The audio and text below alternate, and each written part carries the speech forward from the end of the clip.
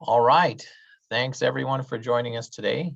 My name is Boris Herzog. I am the program manager for Guam PTAC, the Procurement Technical Assistance Center. This slide tells you a little bit about what we do. We provide one-on-one counseling as well as group workshops and webinars for companies that are going after government contracts, federal or local government. We're here to assist. We are funded by a grant from the Department of Defense through the Defense Logistics Agency. University of Guam hosts our program, so we have offices over at the University of Guam inside the School of Business. Therese and I are located there. We also have some sponsors in our program. Bank of Guam gave us office space in the Upper Tumon branch, so Francine and Frank are over there. Frank is currently on leave, so you can see Francine there. And then GTA provides us our cell phones and communications and internet over at the bank, so thank you very much for that, GTA. Some of the highlights of our program: over 600 active clients. We have about 1,800 in our database, but 600 are active at any given time. Those clients won over $180 million in contracts last fiscal year, and we've helped a bunch of clients get HubZone certified. So that kind of leads to the types of services that we offer. So we could start you off, registering in SAM. There's no more DUNS number. That went away April 4th. So if you're brand new to federal contracting, you don't need a DUNS number anymore. You'd register in SAM. And then SAM will issue you something known as a UEI, and then you continue on with the normal SAM registration process. We'll be doing a workshop on that on SAM. I think I'm going to schedule that for first week of May, and we'll talk about the new SAM procedures and the new renewal procedures and how it's kind of difficult at the moment. All right, but that's one of the things we can help you with. And then after you get your company registered in SAM, which is basically a database for anybody who wants to be a federal contractor, then you can go after federal contracts. And so we'll show you how to find those. We can show you how to put your quotes and proposal together. We obviously can't price it for you or write it for you, but we can give you tips and suggestions. And then win or lose, you can get a debrief. So we'll show you how to do that process. You can find out where you went wrong and where you went right with your proposals or quotes. And then if you want to get small business certified in different categories, we can help you with that as well. So like we mentioned here, we helped a bunch of clients get HubZone certified. So HubZone is one of the easier small business certifications to get, just because the entire island is a HubZone and you don't have to worry about where your principal office or your employees reside, because everybody's living here and the principal offices are usually here. So it's a lot easier to get the HubZone when you're located on Guam. There's also the woman-owned small business certification. That is an official certification. There is no more self-certification. So if you want to get that, we can help you with that process. There's the 8A certification for socially and economically disadvantaged business owners. If you want to go through that, we can help you with that as well. There's the small business mentor protege program. So where a small business can team up with a large business, form a joint venture, and then go after small business contracts, which normally large businesses are not allowed to go after those, but they can with these in this program. So if you want to be part of that, we can help you with that as well. The service-disabled veteran-owned small business, it's still a self-certification unless you want to unless you want to sell your products or services to the VA, then the VA will require you to go through their certification process. But that's only for the VA. If you're selling to any other federal agency, you just need to check a box in SAM attesting that you are a service-disabled veteran. So those are the basic programs, small business certification we can help you with, as well as all kinds of things like researching small businesses, researching teaming partners. If you market research, all kinds of things we can help you with. So all of the services are free of charge, paid for with your tax dollars. So please take advantage of our program. You can visit our website, guamptac.com, sign up as a client, it's free.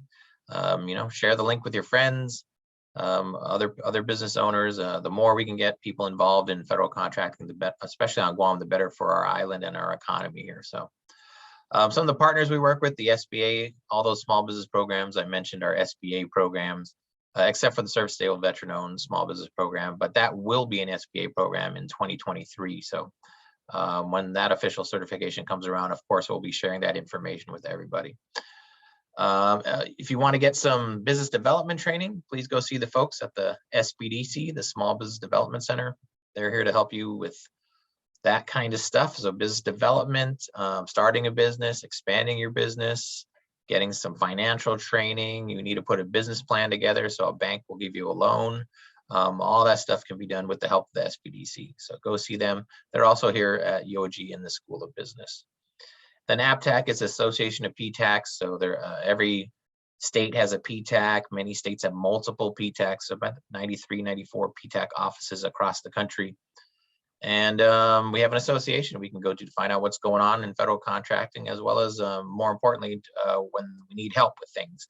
Federal systems sometimes run into problems, so we can go to we have like a message board kind of, and we can go there and see if anybody's had similar problems and how they resolve them. And it usually comes in handy when we have those same problems here on Guam. So, all right. So that's the Guam PTAC. Like I said, all of our services are free, so please take advantage. We're here to help. All right, so we're gonna get started now. So if you have, like I said earlier, if you have any problems with the audio or video, the usual solution is to log out. If you have any questions, log out and log back in. If you have any questions, type them in the chat or save them till the end. We'll do some questions and answers at the end. So Service Contract Act, that's what we're going to talk about today. So this applies to federal contracting and Gov Guam contracting, actually. Gov Guam, many of their service contracts follow the wages and the prevailing wages that are associated with the Service Contract Act. So we'll get to that shortly. But just a little background for you. There's 4 major laws that set minimum wages in the country. There's the Fair Labor Standards Act, which most people are familiar with. That sets the national minimum wage. It applies to most employees. You hear a lot about that, especially if you're in the HR field. Davis-Bacon, that's related to construction. So construction contractors have, especially on the federal side of things, that's what we're talking about today, federal regulations here. They have special rules they need to follow. So construction contracts over $2,000 have their own special rules. And really the big thing with Davis-Bacon is that the big difference is payroll needs to be certified, and it's done weekly instead of bi-weekly like most contracts. Public Contracts Act is what you hear, also happens a lot. Manufacturing and supply contracts over 10,000. And today we're going to focus on the Service Contract Act. So this only applies to contracts where you're providing service, right? So this is not for construction contracts. This is not for supplying supplies or manufacturing equipment, whatever it is. This is for service. So we'll talk about that more as we go along here. So any contract over 2,500, the Service Contract Act applies. So a little more background. It was enacted in 1966, and I got a link up here where you can go get some more information. DOL, the federal DOL.gov website has a ton of information on these different acts, and it's very handy, a lot of information there. So basically, before 1966, in America, people were, bidding on government contracts. And wages was a big factor because different locations, Northeast normally had higher pay than southern states. Southern states had lower pay. So, southern states could win a lot of contracts just by paying their people less. So the federal government decided, we don't want to make wages a bidding factor. We want to make wages pretty much the same for everybody. So we're going to have these things known as prevailing wages. So that was the purpose of these. So this Davis-Bacon the same way. All the different acts are the same thing, but that's the idea here, to take wages, because it doesn't matter where you're located on a federal contract, the wage should be pretty similar or the same. So applies to contractors and subcontractors performing on federally funded contracts over 2,500. And you must pay your service employees no less than the locally prevailing wages and fringe benefits, or the wages in a collective bargaining agreement. So if there's a union involved, maybe the contract was a union contract before, so the new contract for the same type of service is also going to be union contract, then you're going to have to follow the rates in that collective bargaining agreement. So, but we're going to concentrate here on service contract and prevailing wages and fringe benefits. That's what we're pretty much going to talk about today. Of course, working conditions of the employees, there got to be some minimum health and safety standards, and employees must be notified of their minimum wages and fringe benefits. So we'll see how that all plays out here shortly. So some definitions though. Wage determinations, what are they? It's basically just a list of wage rates and fringe benefit rates for each category. So, you're probably familiar with this. So maybe in the service side of things, you'll see a list of, janitor, and then it'll have the wage rate for the janitor and then what the fringe benefit should be. And then you'll have a different category. I don't know, tree trimmer or something like that. And so that's basically what it is. And we'll go through an actual wage determination here. I'll show you one and you'll see exactly what it looks like and how it's put together and how to read through it. So, but a wage determination, that's all it is. It's a list of rates and fringe benefits for each category. Wages is pretty self-explanatory. It's the monetary compensation you provide to your employees. Fringe benefit is supposed to be something extra. So it's up and over the wage, beyond the wage, some type of benefit that supplements the wage. We'll talk about what fringe benefits are here. We'll have some examples here shortly. And then an employee is any person, so it's not everybody in your company. It's any person engaged in the performance of the contract. So if it's the janitorial contract, it's people that are actually doing the janitorial work. And then accept those who qualify for exemption. So some employees might be exempt. Sometimes there are people who are exempt from overtime and wage rates because they're on a salary, and those people have different categories. So we'll get to that here, I think, on the next slide. So who is considered exempt? So there's a fact sheet you can get from the Department of Labor. I'm going to jump over that in a second. But basically, there are exemptions. There needs to be a minimum salary to qualify for the exempt. And what I mean by exempt is they're not considered employees, and the Service Contract Act does not apply to them because they're basically not service contract employees because they're not providing the service work in the contract. So there's overtime exemptions, basically payment on a salary basis, and they have to have some duties going on. So this will make a lot more sense here in a second. I'm going to jump over to the PDF or this document, the fact sheet that's associated with this. So just give me a second to do that. Hopefully everybody can see it without any issues. So this is the fact sheet. Hopefully everyone can see it. And this basically tells you, all right, if you want to say someone is on a salary and they're exempt from overtime and also the Service Contract Act, this is what you need to do. So number one here, it says $455 per week must be their standard salary, right? That's the minimum. So if you want to say someone is on a salary and not entitled to overtime or the Service Contract Act requirements, they need to be making that amount of minimum pay. Now this number has changed. I believe in this document, it will keep referencing a $600 per week number. But when we get to another slide, I'll show you that does not apply on Guam. So yeah, the 684. So to say someone's an executive of a company, basically, and put them on a salary and not give them the overtime, not only do you can't just say their title and their title, they're an executive. They have to be paid a minimum rate, weekly rate, and they have to have some duties. So here, to qualify for the exemption, you can see to call someone an executive, they must be managing the company or a department or a subdivision. They must direct the work of at least 2 or more employees. So you can't be a manager without having people under you to manage. So just be careful there. I've seen companies where they call someone a manager, but they don't have anyone under them. So they must have the authority to hire or fire. That's to qualify as an executive. To qualify as administrative, who's exempt for overtime and the and the Service Contract Act rules. These are the rules that need to be in place. So they need to have the minimum payment. Again, it's not 684 for Guam. It's 400. What was it up here? Sorry, let me scroll up. 455, I believe. Yep, 455. So to qualify as admin, they also have to have some duties: office, non-manual work directly related to the management or business operations. They have to, exercise discretion, independent judgment with respect to matters. So that's very vague, very general, very open to interpretation. But basically, they can't be just following a regimented a set of instructions. They have to be able to use independent judgment. So basically there's little categories here. I think there's 4, 5 or 6 categories, and you can see the different exemptions and what needs to be, these employees and we need to be doing to get that exemption. All right, so I just wanted to cover that real quick. So that's to be exempted from the Service Contract Act and overtime as well. All right, so just to let you know, this part right here of the slide came from SHRM, which is a great organization, the Society of Human Resource Management.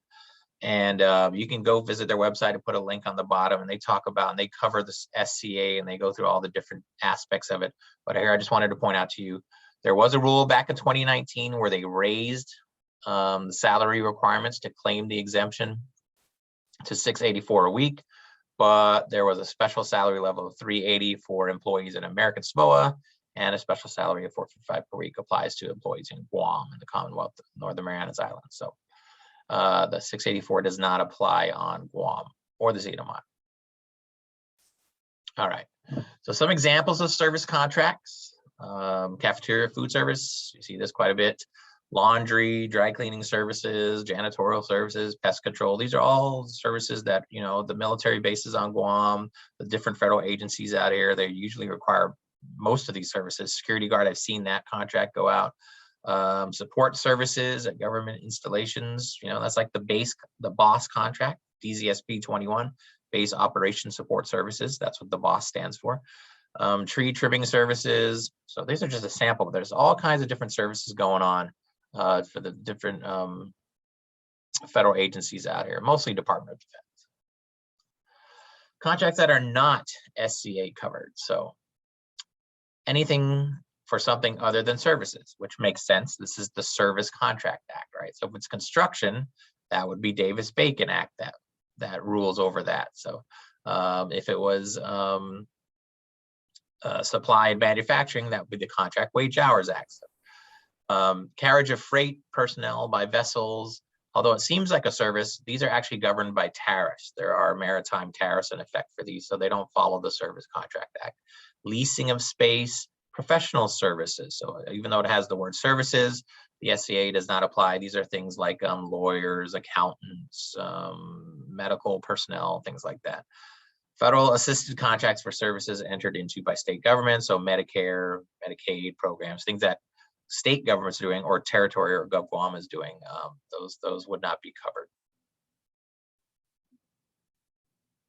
But as you can see, if we go back a slide, many of the things that we see, the solicitations we see in SAM related to these types of services are covered by the Service Contract Act.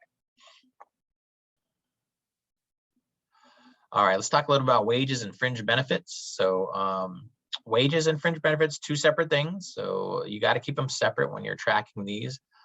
The wage determinations state the fringe benefit requirements after the listing of the wage rates. And when we get to a wage determination, we'll go through that and you'll see exactly how it's laid out. Contractors, subcontractors got to keep appropriate records. So you got to keep your records showing what you paid for wages and what you paid for fringe benefits. Can't lump them in together as one line item. So here's some examples of fringe benefits. Medical hospital care, that's insurance, right? Pensions, retirement or death, pensions on retirement or death, compensation for injuries, unemployment benefits, life insurance, disability sickness insurance, accident insurance, vacations, holiday pay, that's fringe benefits. Nowhere in the FLSA document is any employer ever required to give vacations or holiday pays. Those are all things negotiated with the employers. Obviously, employers need to compete with other employers. So if a majority of the employers are giving 2 weeks vacation, you will see that kind of become the standard, right? So that's what usually happens. But nowhere is it in the law that you need to do that, except in the SCA. There are things you need to do. So cost of apprenticeship, other similar programs, and other benefits not required. So if the benefit that you're giving the employee is not required by a federal law or a state law or a local law, then most likely it'll be considered a fringe benefit. There are some exceptions. So these things are not fringe benefits. Workers' comp, why? Because it's required by law. You need to have workman's comp.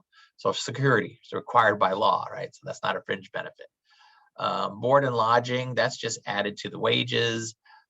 Expenses primarily for the benefit or convenience of the contractor or the vendor or the company, right? So if the expense is primarily for the benefit of the company, then they're not going to consider them part of your fringe. So paying a relocation of your employee to come to wherever your new office is, or moving them from one place to another, is normally not considered a fringe benefit.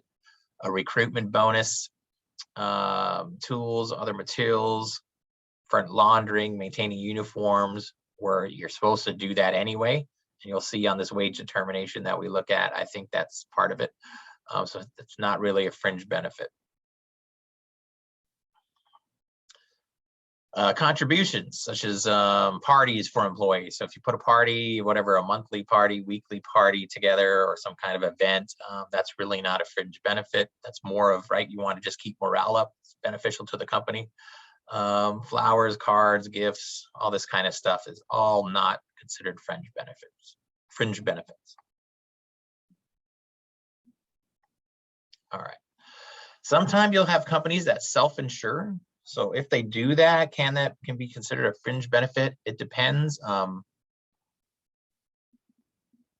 So I think according to the rule, which I got this from Service Contract Act itself, with the exception of vacations and holidays, unfunded self-insured plans where contractors just pay insurance claims out of pockets, is not really a bona fide plan. It's not considered fringe benefit. So what they're talking about there is, let's say you're just going to pay the insurance, you know, if accident happens, then you're going to pay, the insurance company will just pay for it.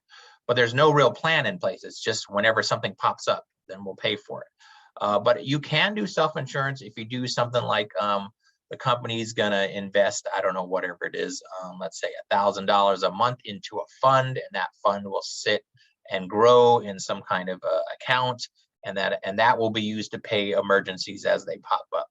You know, that kind of self-insured plan has a possibility of being considered a fringe benefit.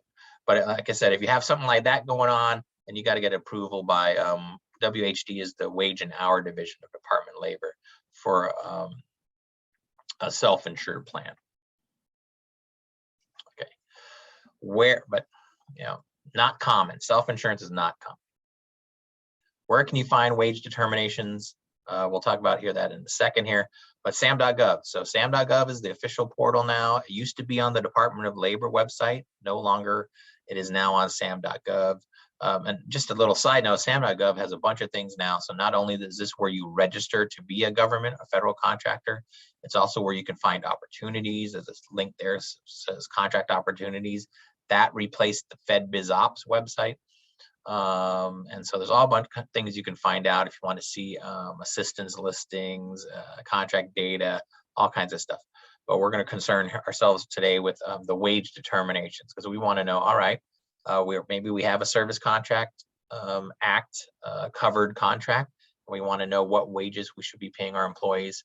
Well, we can go to SAM.gov and you can click the wage determinations there, and then you can just type in, actually it's real simple. You just select, it'll say, do you want Davis-Bacon or do you want Service Contract Act? You click Service Contract Act and you can type in Guam as your location and it'll pop up. And there's only one Service Contract wage determination for Guam, and this is it. You got a copy on the screen. This is the front page. So this was last revised last month, and it has a little note there: the contractor must pay all covered workers at least $15 an hour, and that's related to an executive order, and I'll get to that towards the end of today's presentation. But let's take a look at this wage determination. So I have it as a PDF, so I'm going to jump over there again. Here we go. So I'm going to click over. So hopefully everyone can see that. If you can't, just unmute and say you can't see it, but I think it should be working properly. So this is the wage determination for Guam. It's 10 pages. And basically, if you scroll down a little, it'll tell you this covers Guam, Northern Marianas Islands, and Wake Island. And then it just goes through listing the different positions and what the wage rate should be. Now you notice anything under $15 an hour is going to have these 3 stars. And there's a reason for that, and we'll get to that in a second. But I'm going to just scroll through all the wages rates here so you can see them, because some of the important information is on the bottom of the screen here. So all the different categories of worker, Now, sometimes the question pops up, what if the category is not that I want is not listed? There's something you can do, and we'll talk about that a few slides down the road here.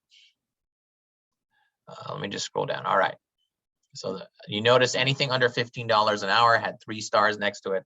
And the 3 stars means workers in this classification may be entitled to a higher minimum wage under Executive Order 140226. That's the $15 an hour. And we're going to talk about that executive order again a few slides down the road here. Okay. So here's the big thing with not only do you need to pay these prevailing wages, you need to also pay the fringe benefits, right? So all occupations listed above receive the following benefits: health and welfare, so that extra $4.60 per hour. So that's what you got to do. Hold on one second. There's someone knocking on my door. I'm in the middle of a webinar. Okay.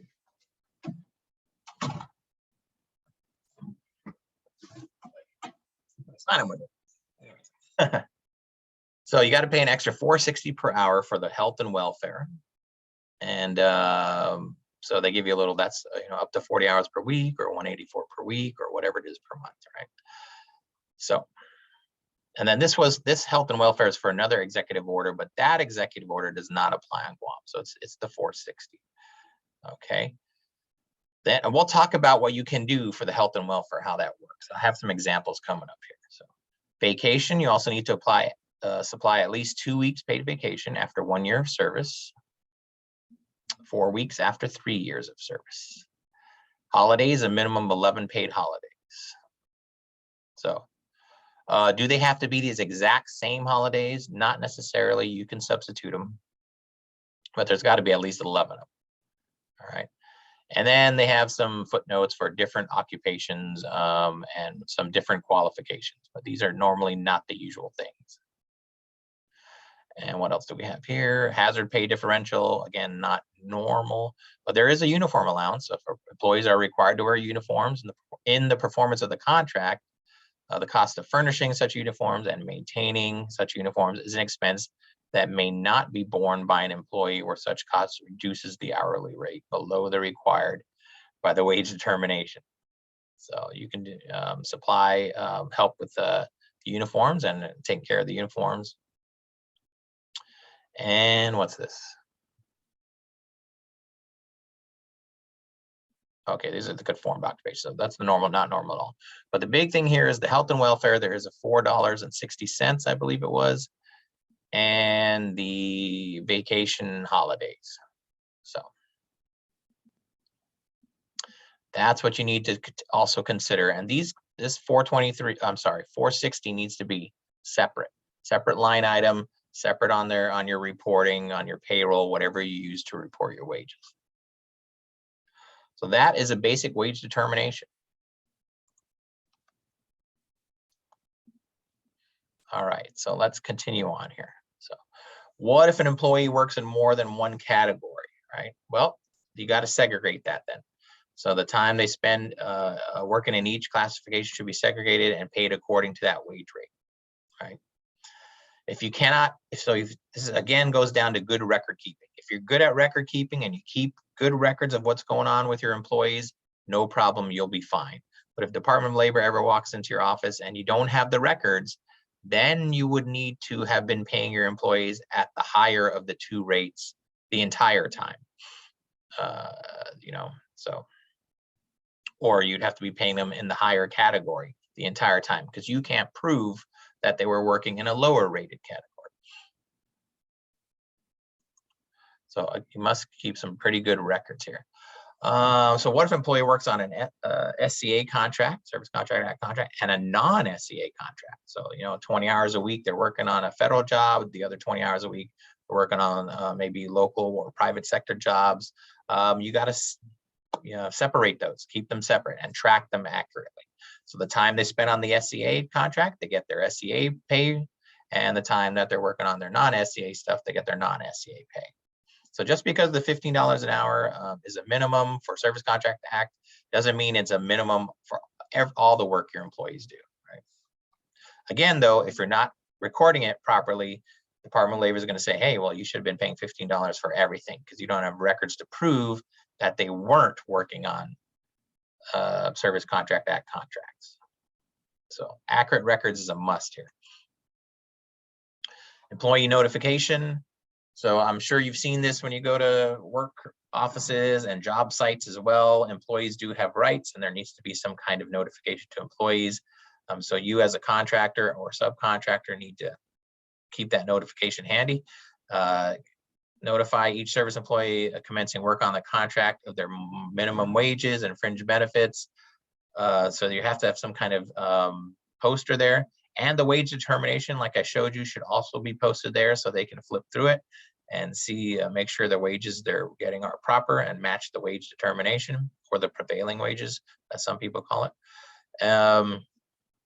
Put the poster at the job site. There's 2 pages to it. It's got to be 11 by 17. I mean, this is straight out of the rules from the Department of Labor, and I got a link here to the Department of Labor website where you could download the poster yourself as well. But here's what it looks like. If you want to see what it looks like, let me go back here. So that's the poster.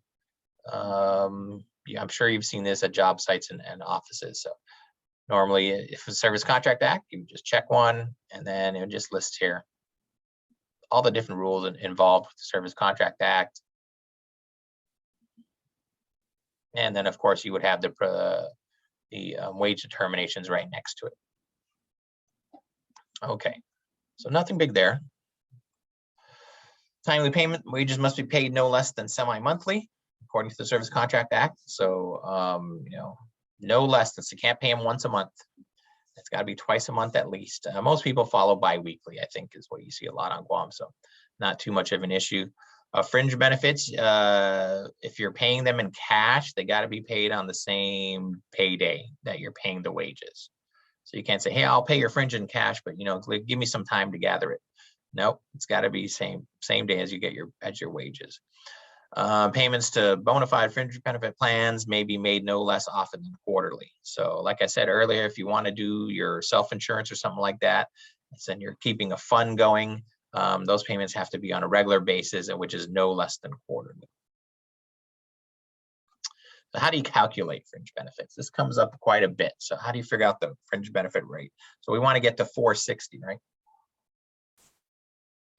How do we value our fringe benefits? Well, a couple things. If the wage determination, so it depends what the wage determination says. Most commonly, you'll see the wage determination will state something like fixed cost per employee when you're reading the rules of the wage determination.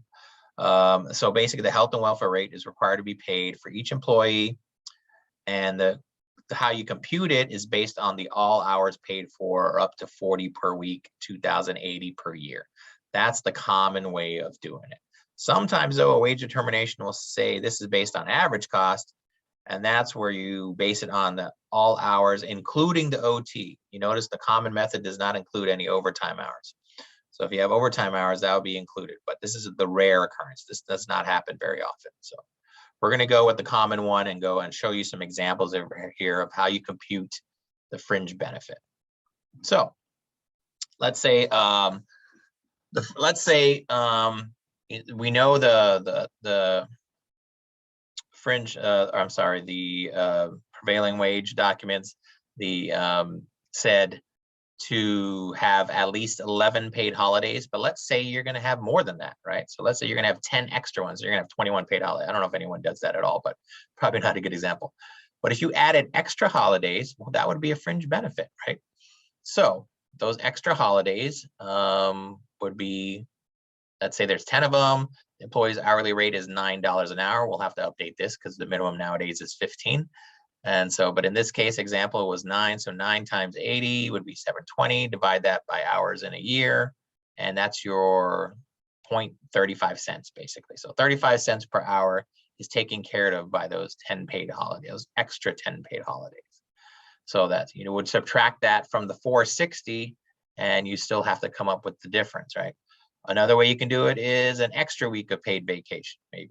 So let's say the employee rate is $10 an hour, and so that's $400. So that comes up to 20 cents an hour, right?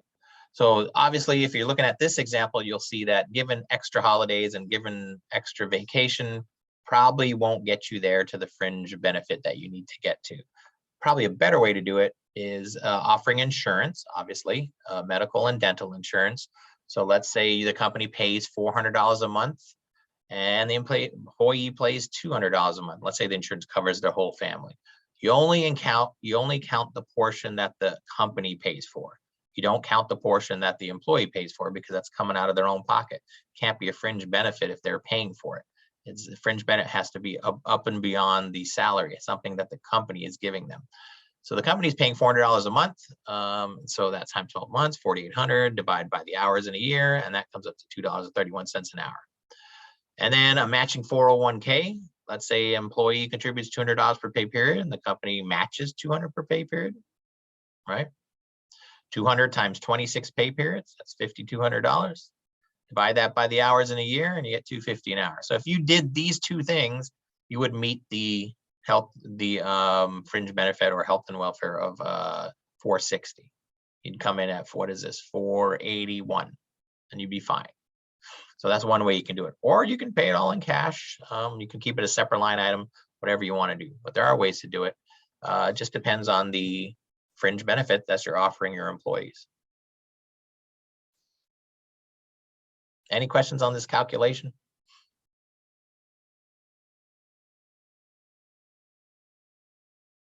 All right, we're going to move on.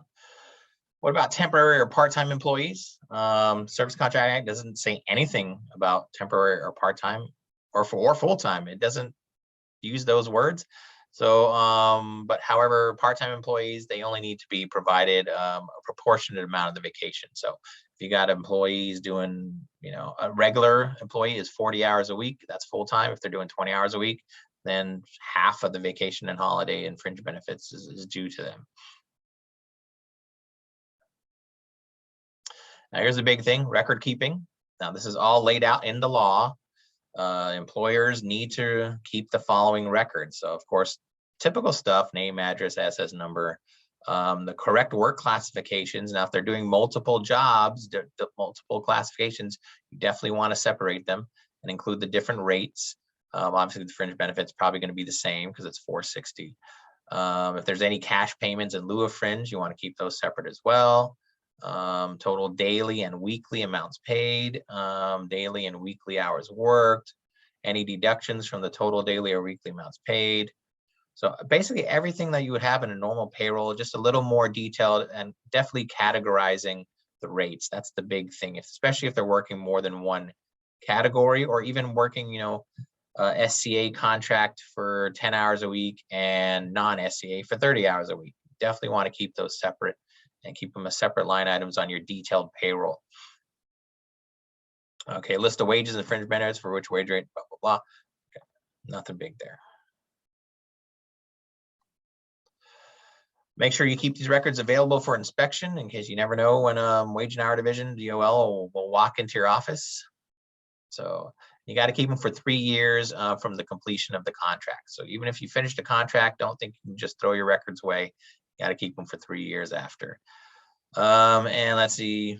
Yeah, of course, you're gonna have to provide basically you might have to do that. So now let's look at some executive orders. This one came out in 2014. So this was President Obama, and he raised the minimum wage on federal construction and service contracts. So this would have applied to the SCA to $10.10. This was back in 2016. Then $10.80 for calendar year 2020, $10.95 starting on 1/1/21, and it applied to contracts signed after January 1, 2015. It flows down to subcontractors. However, this EO did not apply to work in the U.S. territories. So this did not happen on Guam, and you could check the Department of Labor website. There's a nice FAQ there, number 13, where it says, yeah, the question's nope. The EO only applies to contracts for the 50 states and the District of Columbia. So, and then in, I think this EO came out, this EO 13706 came out in 2016, I think, I'm not sure, and established paid sick leave for all contracts awarded after January 1st, 2017.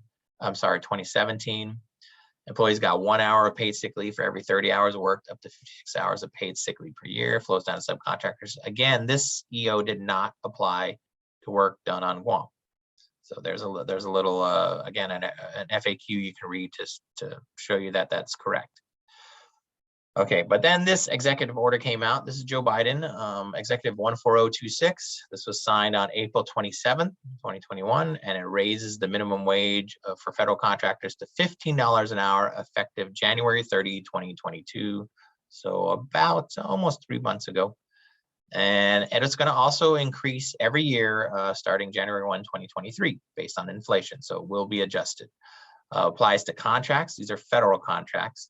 A contract renewal, a contract extension, option years, anything signed after January 30, 2022.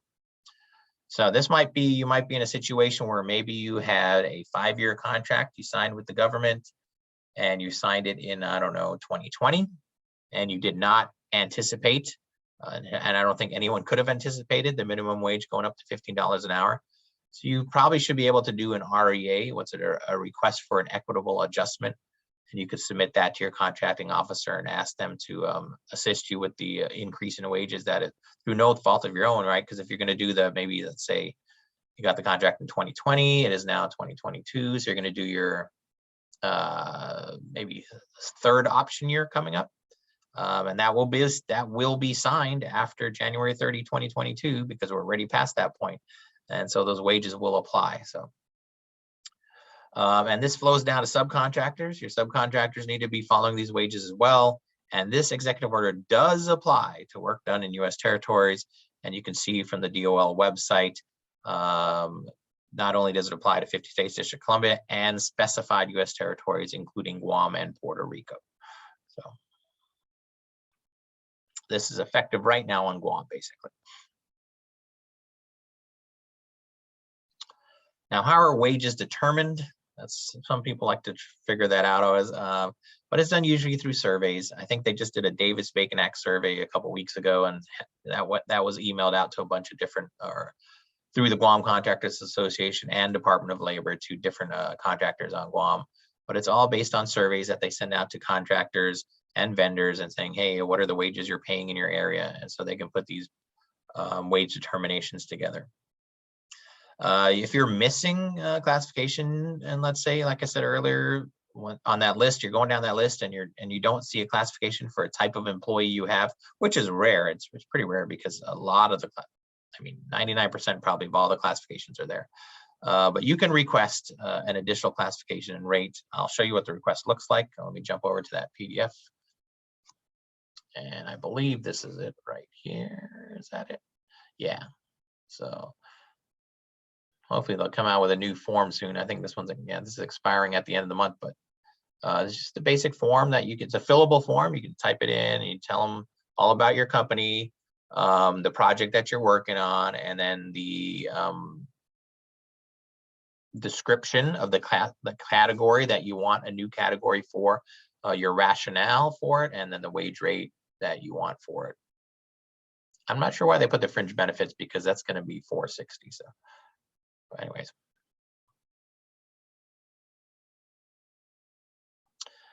And just sign it, and it's got to run, submit it to your contracting officer.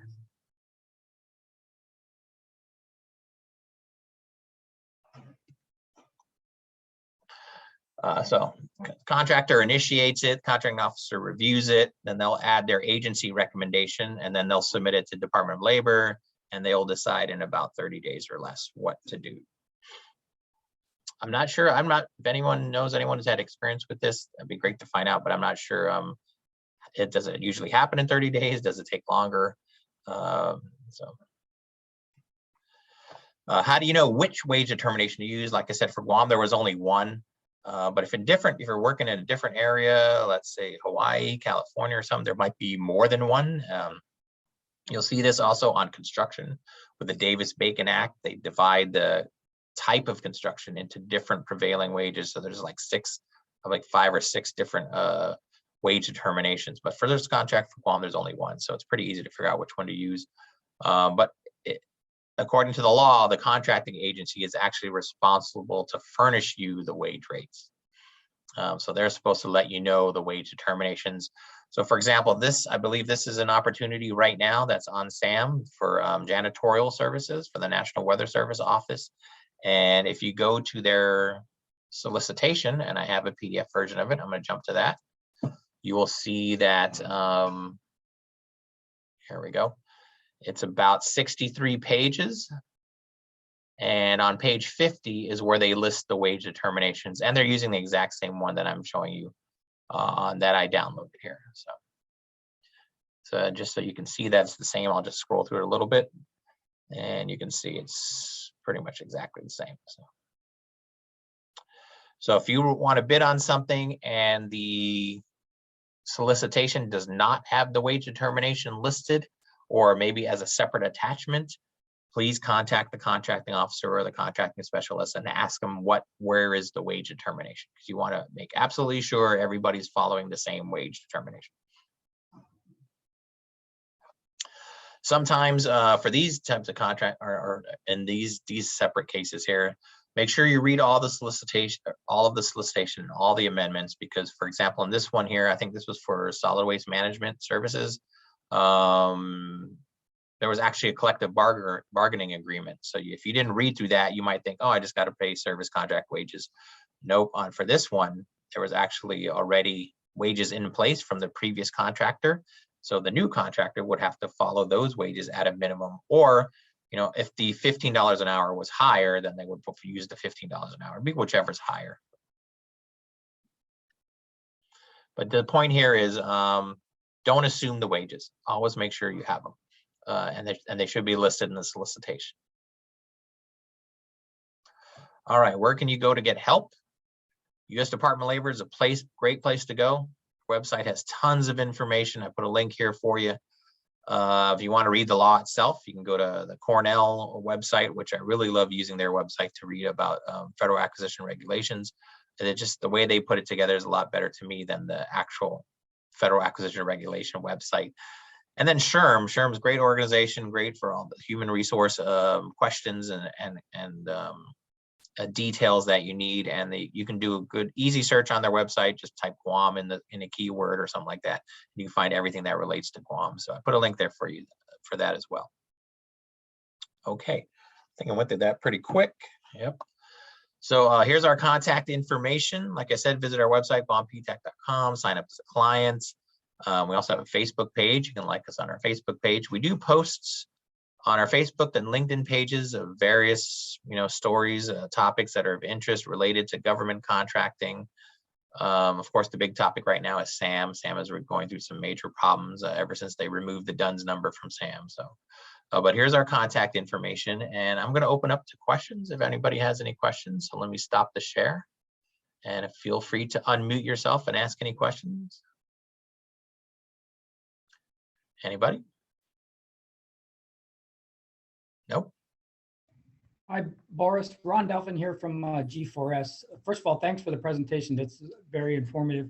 Are you going to be able to provide these slides out to everyone? Yes, I will be emailing these to everyone, as well as this is recorded and will be posted on our YouTube channel as well. So.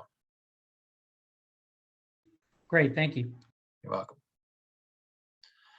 All right, if there are no questions, I just want to thank everyone for joining us, and we're going to conclude April's series of webinars next week at 10 o'clock with our Intro to Government of Guam Procurement. So if you're interested in learning how to sell your products or services to the government of Guam, we'll go through the Guam procurement law, the Guam rules and regulations, as well as we'll go through an actual IFB so you can see how it's put together and all the documents you need to submit when responding to an IFB. So hopefully we'll see everyone next week. Thank you very much. Thank you.